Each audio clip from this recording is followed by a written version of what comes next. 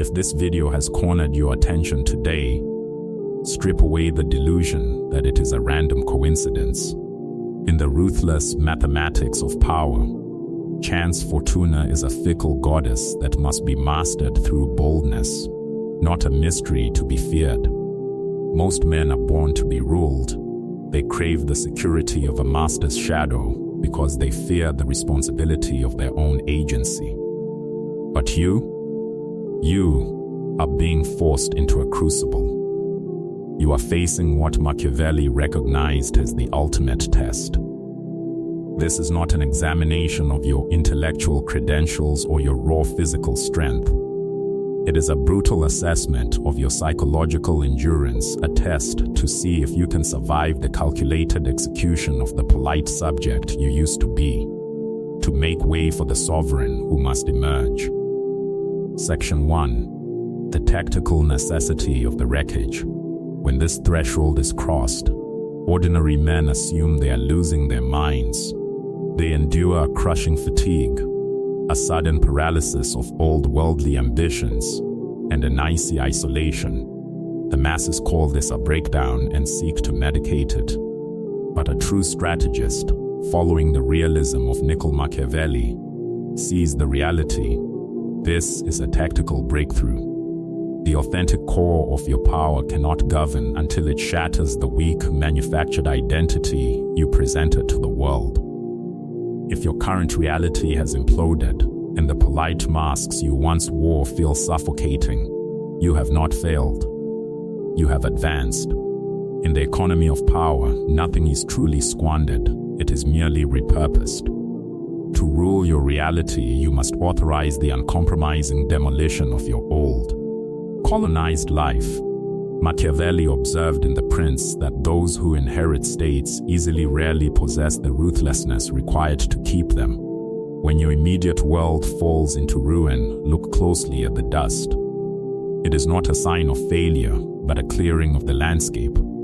The structures that collapsed around you were built on the shaky foundations of consensus and submission. If they were easily broken, they were never fortified enough to shield your expanding ambition. The wreckage is the first honest asset you truly own. Section 2. The underground realignment. When your psychic energy withdraws, the untrained mind panics. They try to resuscitate dead alliances and force synthetic enthusiasm for careers they have fundamentally outgrown. They acquire material liabilities to drown out the silence. But you took the calculated risk and held your ground in the dark. You understood that the mind does not hoard its energy unless it is preparing for a massive leap in strategic evolution. Your drive went underground to build a sovereign self. The obsolete version of you had to be eliminated because that container was simply too small for the vert you now possess. Machiavelli taught that a new prince must destroy the old foundations to build something that lasts. The test is simply your willingness to abandon the corpse of your old identity. Consider the strategy of a hidden fortress during an invasion. When your inner ambition retreated into the dark, it was not a surrender, it was a tactical fallback. You withdrew your attention from the external markets of validation because every available unit of your mental capital was desperately required to forge your new authority. The masses mistake a quiet posture for weakness, yet it is precisely during this period of absolute stillness that your real capabilities are engineered and sharpened for conflict. Machiavelli noted that a prudent leader must manage his resources with a tight fist before he can afford to be expansive. By refusing to waste your energy on dead relationships or hollow professional performances, you protected your inner treasury. You did not break, you merely decentralized your power away from places where it could be stolen or compromised. This underground realignment is the quiet gathering of raw momentum before a sudden, devastating campaign that will permanently reshape your entire territory. Section 3. Weaponizing the shadow. Only when you are completely lost to the collective can you be found by your own authority. The ego is a stubborn architect. It will never abandon its fortified prison unless the walls are literally brought down by heavy artillery. Your suffering was not a supernatural punishment, it was a strategic insurance policy to guarantee you wouldn't settle for a life of comfortable powerless and consciousness. You have arrived at the most dangerous territory in the art of statecraft, the space between identities. The masses remain permanently stuck in the first half of existence, endlessly polishing their masks and surrendering their power to masters. By passing this, you have entered the arena where sovereigns are made. To weaponize this dark space, you must study the balance between raw power and strategic deception. Machiavelli explicitly warned that relying solely on conventional, polite methods is insufficient. One must master the animal instincts within. The suffering that tore down your old assumptions was the blunt force instrument required to break your codependency on a society that benefits from keeping you tame. You have been forced onto a lonely path, but it is the only road that leads directly to authentic dominance. The space between your past compliance and your future sovereignty is an empty zone where your old rules no longer apply. Do not panic because the path ahead is unmapped. True princes do not inherit stable maps. They draw new borders with their own actions. The severity of your transformation was necessary to burn out the desperate desire to be rescued. Now, standing alone in this clearing, you are finally dangerous enough to handle the true nature of human competition. Section 4. Confronting the internal monster. True power originates in the one place you are conditioned never to look. Once the smoke settles, you are forced to confront a mirror, not the mirror of the good citizen, but the mirror of your own shadow. This is where the majority fail the ultimate test. They collapse when confronted with the raw architecture of their own darker nature. Machiavelli famously argued that it is better to be feared than loved. To achieve this, one must acknowledge the predatory ambitions within. You are told that raw aggression is a sin, and that strategic selfishness is a moral failure. To survive society, you stuffed these unyielding components into the darkness. But hear this Machiavellian warning. The man who pretends he has no shadow is the most dangerous amateur alive, because his darkness will eventually detonate and destroy everything he protects. Machiavelli, writing in The Prince, did not encourage mindless cruelty, but rather the measured, deliberate deployment of strength. When you gaze into your shadow, you are uncovering the vital tools of self-preservation that society shamed you into hiding. Your capacity for strategic selfishness, your cold detachment, and your competitive fire are not moral stains. They are the essential guardrails required to keep you from being exploited by a world populated by hidden predators. The amateur believes he can navigate power dynamics by using goodness alone, but he is quickly ruined among so many who are not good.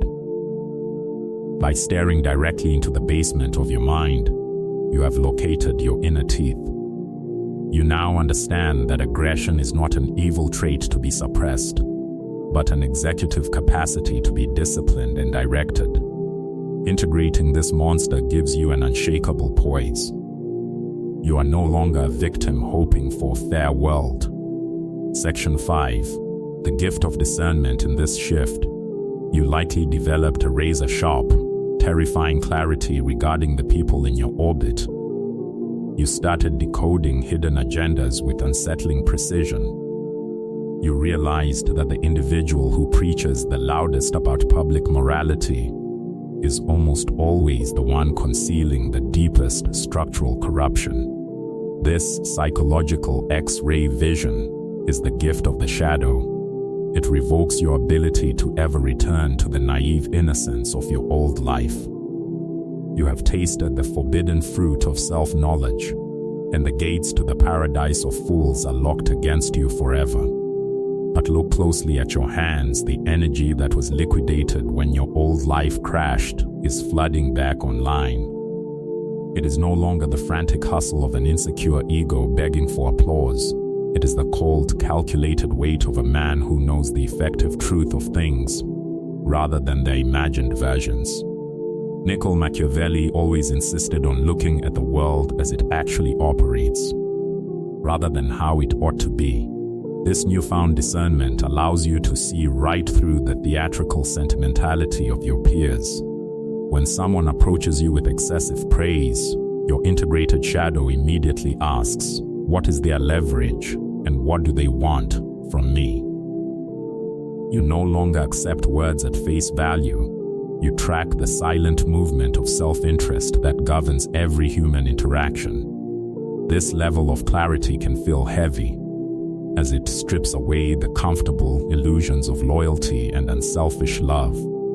Yet it provides you with an unmatched tactical advantage. You can no longer be blindsided by betrayal, because you already anticipate the shifting alliances inherent in human nature. Your relationships are no longer based on emotional fairy tales, but on clear realities. You see the board clearly, and for the first time, you can play to win. Section 6. The execution of the persona. The next phase is a public execution, the deliberate dropping of your social mask. A clinical loneliness hits you, not the pathetic loneliness of being forgotten, but the clinical loneliness of being fully awake. The persona is a currency we use to trade with a world that rewards performance and penalizes truth. But once you pass the test, maintaining that weight is a physical impossibility. Your social death begins when you can no longer summon the synthetic energy to participate in the scripted rituals of the herd. When you refuse to perform your assigned role, you destabilize the operational reality of everyone around you. As Machiavelli noted, the crowd is always taken by appearances, but the sovereign must be concerned with the result. They preferred the version of you that never established aggressive boundaries and sacrificed personal leverage to keep the peace. When you execute your persona, do not expect applause from your social circle. Machiavelli made it clear that those who benefit from your compliance will deeply resent your sudden autonomy. Your former friends and handlers relied on your predictability to manage their own lives. By dropping the pleasant, accommodating mask, you are essentially rewriting the terms of your engagement with the world. You are forcing them to look at your real strength, and that view terrifies them. They will try to use passive-aggressive guilt to pull you back into line, using scripts designed to trigger your old insecurities. But a true sovereign remains completely unmoved by the complaints of subordinates. The shattering of your false identity is a necessary act of liberation. You are clearing out the parasites who only love the version of you they could easily exploit, making room for true alliances based on mutual respect. Section 7. The intermission of power. During this transition, you will feel like a phantom in your own life. You sit in the exact same chairs, but the entire matrix feels entirely two-dimensional. This is the radical redistribution of your personal capital. When you permanently stop caring about being liked, you become instantly capable of being feared and respected. Your no becomes an unbreachable concrete wall. The matrix will attempt to shame you back into compliance, calling you cold, detached, or arrogant. Understand these attacks as the primitive weapons of prisoners terrified of your autonomy. You passed because you realized it is infinitely better to stand alone in your raw power than to sit surrounded by sycophants in a burning lie. In this intermediate state, you occupy a position of terrifying neutrality. Machiavelli advised that a leader must never allow himself to be handled or influenced by the whims of the crowd. Now that you are no longer seeking their approval, you hold all the leverage. Your speech becomes lean, concise, and impactful. You no longer over-explain your strategic decisions or apologize for your boundaries. Your silence carries more weight than all their frantic chatter combined. Let the crowd label you as aloof or self-centered. These insults are merely proof that their old methods of control are no longer working on you. When you detach your self-worth from their emotional reactions, you become completely untouchable. You are no longer participating in their tiny dramas. You are quietly observing from a position of absolute vantage, waiting for the precise moment to deploy your power. Section 8. The Great Silence and the Empty Throne. This brings you to the great psychological void, the Great Silence. It is the interlude where the world stops reacting to you, and your internal world cuts off the static of anxiety and blind ambition. Most amateurs fail here because the stillness is deafening. They fill the void with cheap noise, romantic distractions, or manic business ventures to trick themselves into feeling productive. But you sat on the empty throne of your own existence, and you waited. Machiavelli understood that timing is everything. For raw iron to be transmutated into weaponized steel, it must sit undisturbed in the intense heat of the furnace. This void is not an empty desert. It is a hermetically sealed laboratory of the self. The Great Silence is the ultimate sorting mechanism between the pretender and the prince. Machiavelli knew that a lack of restraint is often what ruins a leader during times of transition. When the external world goes quiet, the undisciplined mind invents crises just to feel stimulated. But you recognize that this stillness is a rare asset. You refuse to compromise your long-term position for short-term emotional relief, demonstrating the rare patience that characterizes real historical players. By sitting comfortably on your empty throne, you have conquered the urge to chase after validation. You have allowed the old anxious habits of your ego to starve to death from a lack of attention. This void is where your personal sovereignty becomes permanent. You are no longer reacting to the changing environment. You are preparing to dictate its conditions. The silence is simply the quiet before the absolute assertion of your will. Section 9. The standing now. You are finally occupying the present moment with full operational capacity. The herd will look at you and assume you are stagnant. Your own remaining ego will whisper that you are squandering your time. But understand this, in the grand strategy of the soul, silence is the highest form of execution. The void forces you to confront the ultimate strategic question: who are you when there is nothing to execute, nowhere to sprint, and absolutely no one left to impress? If you can stare into that question without flinching, the game is won. You have realized that the throne is not a position you beg for through endless labor, but a state of absolute authority you occupy through sheer presence. This state of Nung stands the standing now gives you a massive competitive edge. Machiavelli noted that most leaders fail because they cannot change their methods when the times demand it. They are too bound to past habits or future anxieties. By anchoring yourself completely in the present, you can evaluate events without emotional bias. You are no longer rushing forward out of hidden fear, nor are you looking back with regret. You are simply poised, fully aware, and ready to act. The herd lives in a state of constant, panicked movement, running from one distraction to the next. Your ability to remain still and unbothered makes you a deeply unsettling presence to them. They cannot read your intentions because you aren't leaking information through nervous gestures or desperate small talk. You have mastered yourself. And in the architecture of power, self-mastery is the step that makes mastering others possible. Conclusion. The era of executive command. You are stepping into the union of opposites. You have emerged as the integrated sovereign, possessing both the fox's cunning to recognize traps and the lion's strength to scare away wolves. Machiavelli wrote, that a prince who possesses real internal strength will always command respect, even from his rivals. By completing this internal transformation, you have aligned your personal vert to meet whatever fortuna throws your way. You are no longer navigating life as a helpless subject. You are writing your own history with a firm, steady hand.